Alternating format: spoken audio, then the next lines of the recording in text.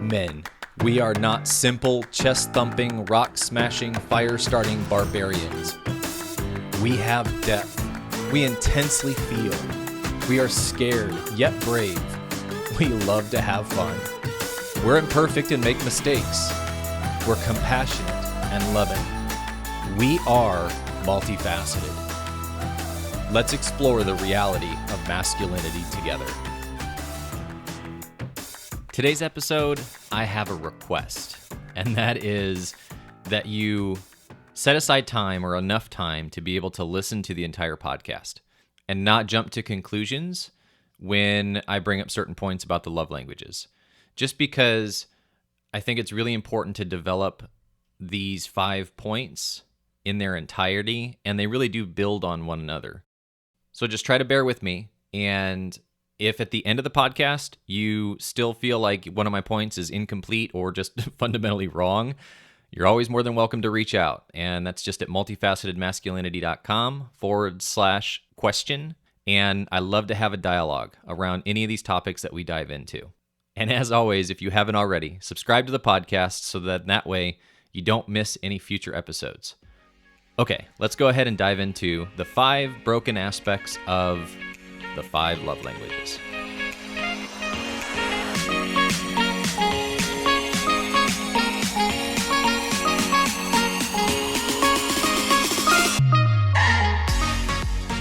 All right, I know that I am treading on holy ground for some people, and let me first just say, my goal is not to knock the love languages. I actually like certain aspects about it, but I do think that it's incomplete at its core. And if you miss some of these things that we're going to cover today, or if you misapply the love languages in an effort to either receive or communicate love, then you're actually creating more problems for yourself than you are helping yourself, even if it's out of good intention.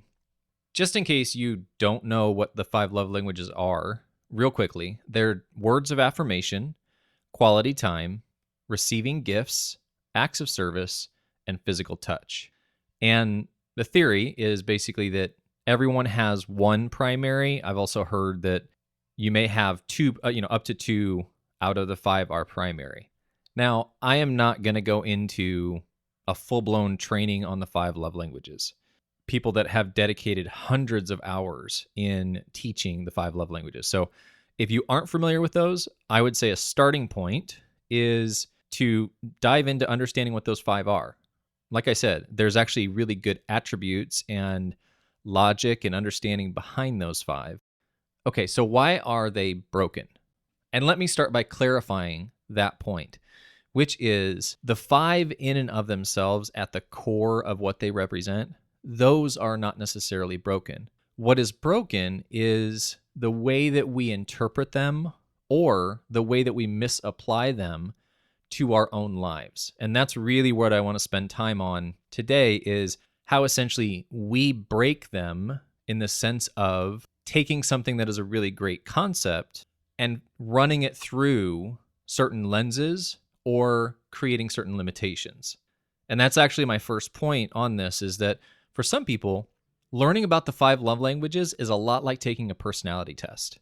And what I mean by that is, if you take a personality test, let's say the Strength Finders or Myers-Briggs or DISC or a variety of other ones that are out there, what can happen is when you get the results from that test, it's really great. It moves you in an understanding of self-awareness in who you are, but it can also box you in. It actually makes you, in certain ways, preconceive your approach to certain situations, and you can fall into a default of, well, this is just how I am. This is how I'm wired, quote unquote. And when you do that, you're limiting yourself in the sense of personal growth and development, because we all have past experiences that either taught us certain mindsets or we experienced trauma or whatever it may be. And in that, when you take a personality test and you apply the results to yourself and say, this is who I am, what you're doing is you're putting a cap on your ability to grow and to mature and to, in a lot of ways, change some of that personality that you may be carrying around. I know for me, a practical example of that is I took the DISC test, and the results I had was I was like through the roof D, and everything else was at or below 10 for IS and C. And really what that was is it was a time in my life when I had just gotten out of the Marines. I was extremely detached from my heart. I still hadn't processed through a lot of the pain connected to my childhood. And so I used the negative attributes of a D to protect myself, to keep people at bay. And as I got healing and as I became more self-aware and as I grew and then took the test 10 years later, it came back that by default, I was actually a really high I, and my second highest was D. I still have part of that in me, but it was way out of proportion when I hadn't grown as a person. Now, we're not talking about personality tests. So how does that apply to the love languages? Well, the same is true where if you begin to dive into these love languages and you say, you know what, words of affirmation, that is by far my number one approach to love, or how I receive it or how I give it. What you can do is fall into a place where you're actually looking for that or looking for ways to express that, and inadvertently you disconnect from creative or unique ways of expressing love to others, and you begin to run love through that lens or through that filter, even if you have an understanding of all of them. In essence, you box yourself in. You limit the way that you can receive or express love when in reality, they're fluid. They change over time. They change as you grow, as you mature, as you change in relationship, as you have life experiences. The strongest or stronger way that you connect to one of these five, that is going to change. And so if you treat it like a personality test and you box yourself in, then in the long run, you're actually putting a glass ceiling on your ability to connect to and express and receive love. Now, another way that it's limiting, a lot of it is outwardly focused. And what I mean by that is if you have two people in a relationship and they have differing love languages, then the way that you're trying to express the love is you're constantly looking for, how do I go outside of the way that I best connect to love to then express it or to receive it or to fall in line with what that other person may be looking for. And I understand love is selfless, love is kind, love is patient.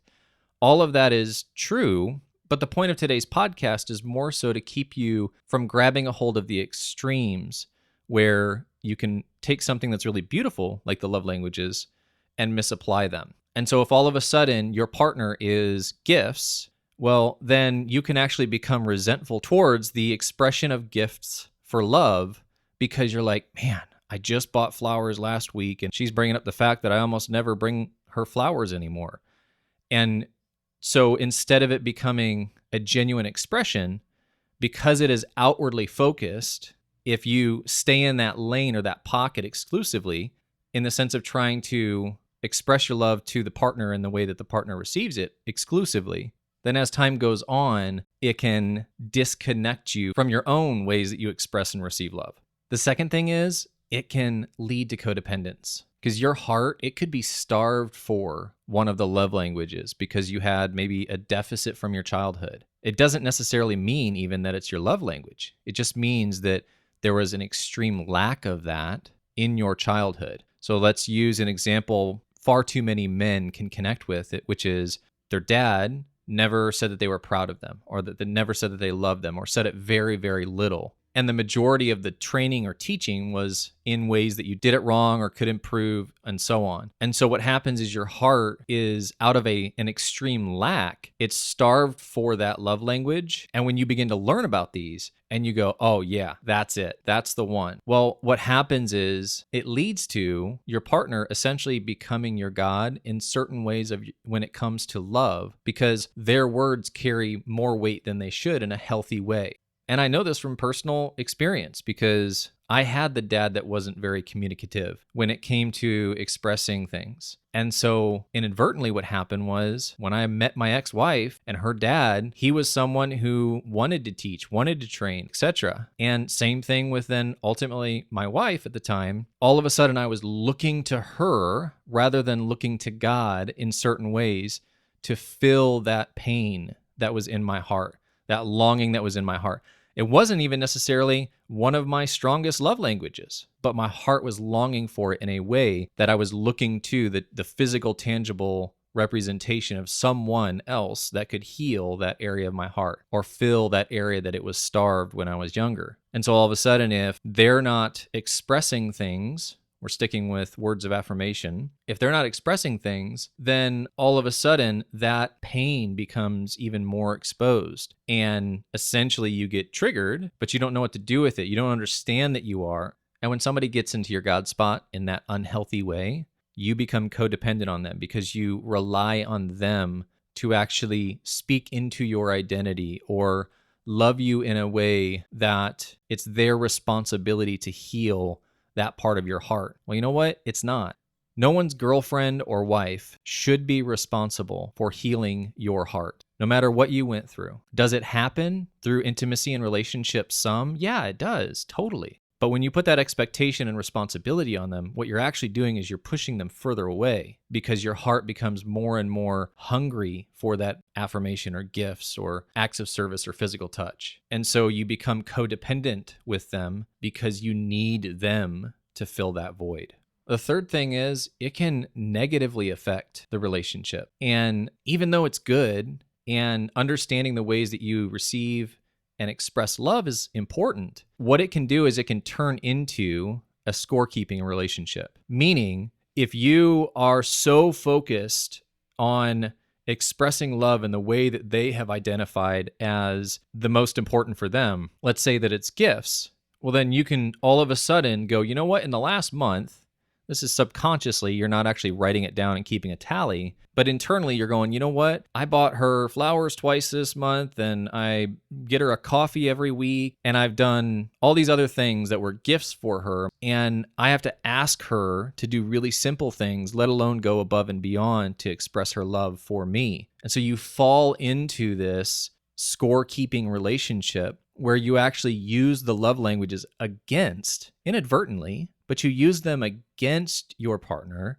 as a means of keeping tally. True love is unconditional, meaning you give the love without an expectation in return. And that's a risk you have to be willing to take. Another way that it can negatively affect the relationship is you can be completely disconnected from your heart, but find acceptance or love in your ability to determine what their love language is. So let's say the other person doesn't even know what they are. Well, if you're disconnected from your heart, and what I mean by disconnected from your heart is you are somebody who is just rough and tough and doesn't cry and doesn't feel and doesn't express themselves in any way that may be scary or vulnerable, well, you're disconnected from your heart. And so you can be very disconnected and yet find a sense of acceptance from the other person in your ability to perform for love. So it traps you into this state of performing where you feel an obligation to continue to connect to the person through the avenue that they have expressed is the most important for them. And you're never fully yourself. You're always looking even beyond just the girlfriend or wife, just in any relationship. You're looking for how do they express love?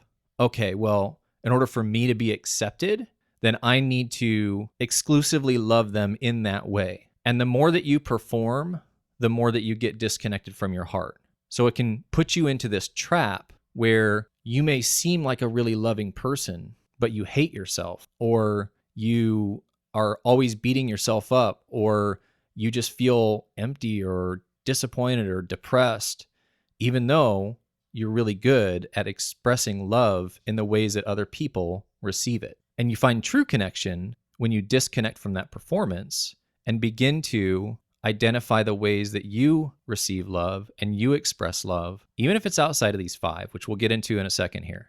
And the fourth reason is because what you may think is your love language or your number one or number one and number two may not be it at all. Going back to my example of if you were starved for it and you're looking for it, well, the extreme opposite of that can happen, where past trauma actually masks the healed version of you being able to receive and express love. And I'll give you an example of that. Let's say that you were molested as a child, which is horrible on so many levels. But because of that, you have just dismissed that touch as one of your primary love languages. So it's not out of a lack, but it's out of trauma. And so you disassociate love and touch. And you say those two can't be together because touch is a direct connection to pain. Or maybe another one is if you grew up in a home that financially struggled when you were young and you had birthdays or Christmas where you didn't get presents. Your pendulum can swing one of two ways. It can go into the starvation mode, which is I'm going to give my kids so many presents that they'll always be happy, even if it's financially irresponsible to do. Or, yeah, gifts aren't really my love language. I never really got them growing up, and so I just don't connect to it. And so in the book and just teachings that I've heard, it doesn't account for these. It doesn't account for the trauma piece or the starvation piece. And lastly, I think it's important to understand that it's one tool. It is not the tool for relationships.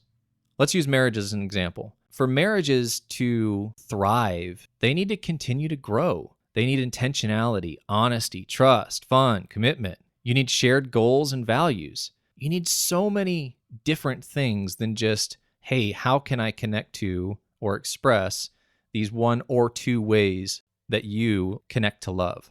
It also doesn't teach you at all how to manage conflict or what to do when you're triggered. Because let me ask you a question. If you have pursued the 5 love languages and you feel like you really have an understanding of them and they've really fundamentally changed the way that you connect to your wife or your girlfriend, do you take those into account when you're in the middle of an argument? Like, do you think about them when you're triggered? If you do, please reach out to me because you'd be the first person I've ever heard of. And my point with that is that we're talking about the extremes that you can fall into. And one of those extremes is you see the 5 love languages as the tool that defines the strength of your marriage. It's the pulse of your marriage. It is what you're constantly learning how to connect through and express from. It is the cornerstone. And I don't think that's a bad thing, but it can become detrimental if you're so focused on that you aren't taking into account so many other things that it takes to have a thriving relationship. And lastly, I guess I have a few more than 5 points, but you need to keep in mind that your love languages change over time. And I've kind of alluded to that some, but 5 years ago, you may have identified 1 or 2 things within these 5, but 5 years later, if you are moving towards health and emotional awareness and just growth in general, there's a really good chance, kind of like me with the disc test, that as you get healing, the ways that you connect to someone or express love will change over time. The bottom line is people change. So don't box your significant other in, don't box yourself in, and don't let these love languages become the only avenue that you explore to find connection and learn how to thrive within relationship.